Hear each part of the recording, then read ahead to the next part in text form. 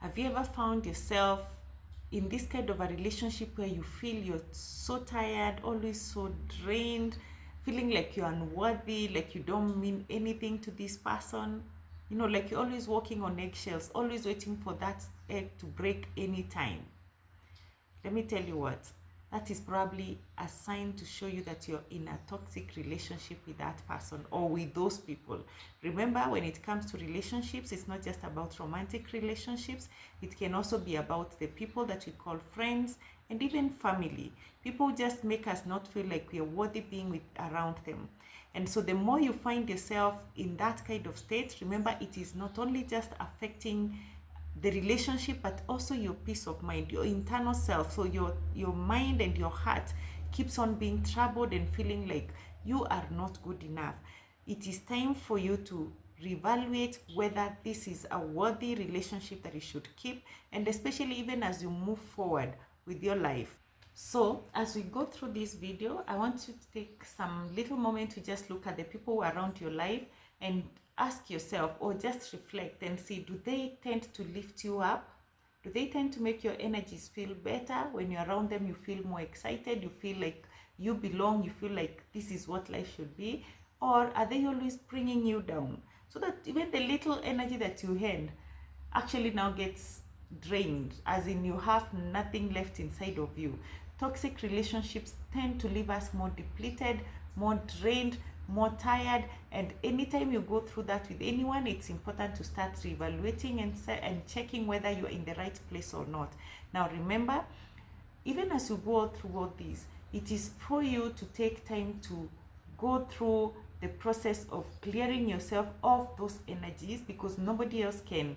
Whereas we know there are things that you may need to deal with as your own self, but the first thing is you need to be able to acknowledge and be able to see that the relationship is not good for you. How do we evaluate if a relationship is toxic? Like we said, if you feel always drained and depleted, that's the first thing. And it's important for you to acknowledge that that kind of relationship makes you feel this way. And how do you even manage to see some of the things that will help you know that this is not a good relationship for you? The first thing is that you find that someone is always criticizing you. Every decision you make, any point that you bring out, it's like you're never good enough. There is nothing good that comes out of you. You're constantly being criticized in what you say, in what you do, how you do things. So check on that. The other thing is someone who wants to always control you. Everything that they do is what is right. If you say this is how we should do things, they feel like this is not the way. It's always their way or the highway. So they tend to really control you. And in the process, they manipulate you. You're always guilty of the kind of decisions you're making. You're fearful of even standing for yourself because you never feel good enough to do anything. And that's how they start now manipulating you. Also be on the lookout on people who make you isolate yourself from friends and family or people who care about you. Either they also now not only now criticize you, they also start criticizing your friends and your family and saying these are not good people for you. They try to make you see why it is so wrong for you to associate with them. Have you ever even found probably the last time you called somebody, or even called your family, your own mother, your own father, your siblings, just because somebody made you think that they are not good people? Yet at the back of your mind, I know you can have toxic family members, I'm not refuting that, but inside of you, you know very, very well that your people are not bad people, but this person makes you feel so wrong associating with these people. So in the process, they isolate you. Remember, there is nothing as bad and as dangerous as when you're isolated from other people. If you have watched, for example, the Animal Kingdom, and say like the buffaloes, they're very strong animals. But the moment one of them isolates itself and starts walking on its own, it is likely to be prey of the lions because there is no one else to protect them. But when they are a hand, when they are together, if even a lion comes and starts chasing them, the lion is likely to get very tired of chasing them because the others are protecting the one that was to be a prey. And so the same thing, when you're walking in this life all by yourself, it is like you're a target of the praise. You know, you're a target of any kind of manipulation of this nature, and people know that you're very vulnerable. And for that, it is important for yourself to know who are the people that I need to associate with, and is it really making sense for me to isolate or to me to get rid of these people. And that's now why it is so important. Once you acknowledge that this relationship is toxic, the next thing you need to do is to build boundaries. So when you're creating the boundaries, you can start with the one that is physical, where you get yourself out of these people, stay away from them if it is possible. But remember, it is not always possible to stay away from people who are toxic, because these people are found in our families, they are our friends, they are found in the workplace. You can't stay away from them, and that is where it becomes even more difficult, because if you cannot get yourself away from their presence, then how else do you take care of yourself? So like we said, once now you know these are the people, you've isolated them, you know these are the people who are making your life unbearable, the next thing is build now those boundaries. Now those boundaries can be as equated to even a physical wall, you know, where you see a very concrete wall high enough that they cannot jump over it. So they're on that side, you're on this side.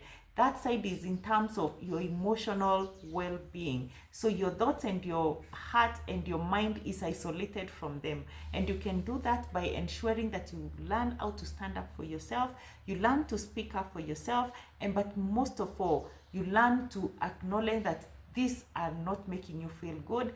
And remember, you can tell yourself, I've got the power. I do not need these people in my life.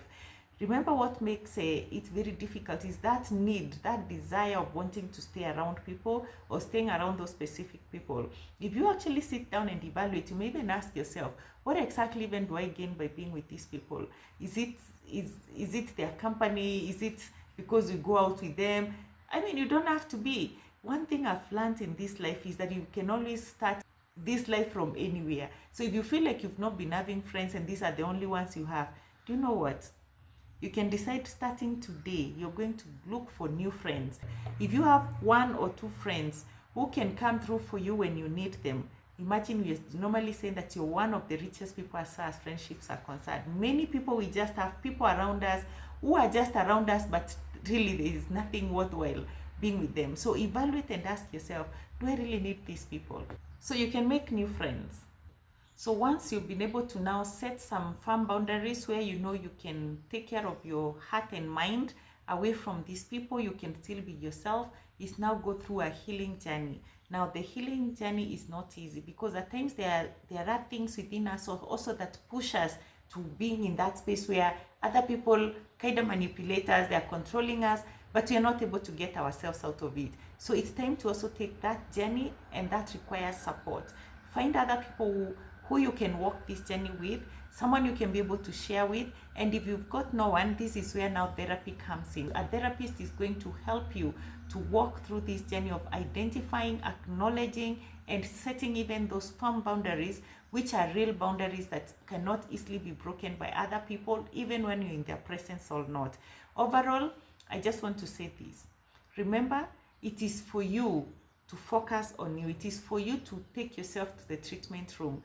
Healing comes from God. I pray that God is also going to visit our own hearts, visit our own thoughts, and be able to help us to believe in who He created us to be. But meanwhile, you need to work on yourself. And so I encourage you to take this time and just focus on who you are, the things that you're allowing in your life, and whether they make sense for you. As you take time to heal, take time to focus on yourself. Self-love is very key, where you bring back that energy back to yourself so that you can be able to lift yourself up when things are not okay for you.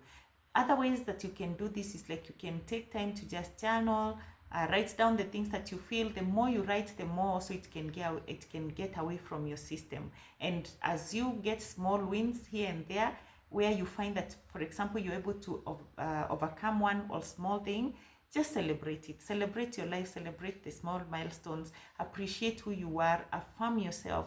Know that you're worthy of being treated well, you're worthy of being taken care of, you're worthy of having people who care about your life. And as you go on, I wish you all the very best in this journey.